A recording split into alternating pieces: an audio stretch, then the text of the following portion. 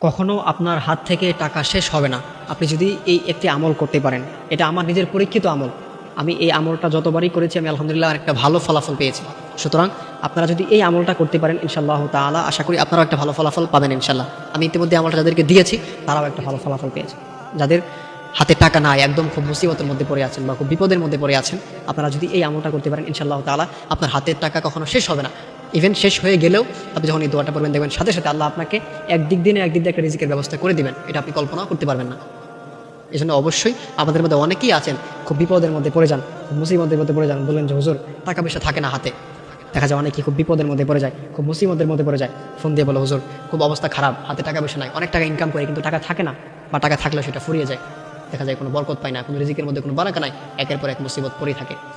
দেখা যায় যেরকম করে অনেকেই কমপ্লেন করে খুব অভাবের মধ্যে পড়ে যায়। যারা এই সমস্যার মধ্যে পড়ে যান আপনারা যদি এই আমলটা কন্টিনিউ করতে পারেন, এটা বেশি দিন না কিছুদিন যদি কন্টিনিউ করতে পারেন ইনশাআল্লাহ তাআলা ভালো একটা রেজাল্ট পাবেন।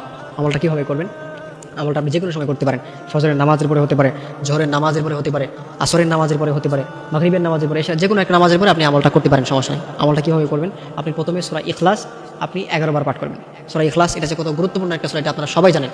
আল্লাহর হাবিব সাল্লাল্লাহু আলাইহি ওয়াসাল্লাম জানিয়ে দিয়েছেন কোনো ব্যক্তি যদি সূরা ইখলাস একবার পাঠ করে তাহলে 10 পারা কোরআন পড়লে যেই সওয়াব হবে সেই সওয়াব সে পাবে, আর 2 বার পড়লে 20 পারা, আর যদি 3 বার পড়ে তাহলে 1 খতম কোরআন পড়লে যে সওয়াব হবে সেই পরিমাণ সওয়াব আল্লাহ তাআলা তাকে দিয়ে দিবেন। আর যদি কেউ 10 বার পাঠ করতে পারে তাহলে আল্লাহ তাআলা তাকে জান্নাতে একটি প্রাসাদ নির্মাণ করে দিবেন।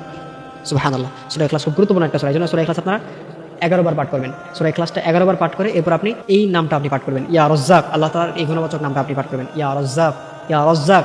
এটা আপনি 11 বার পাঠ করবেন। এরপরে আপনি এই দোয়াটা পড়বেন, ইয়া কাদিয়াল হাজাত, ইয়া কাদিয়াল হাজাত। এটা হচ্ছে 21 বার। তাহলে প্রথমে সূরা ইখলাস 11 বার, এরপর ইয়া রাজ্জাক 11 বার, এরপর হচ্ছে ইয়া কাদিয়াল হাজাত, এটা হচ্ছে 21 বার।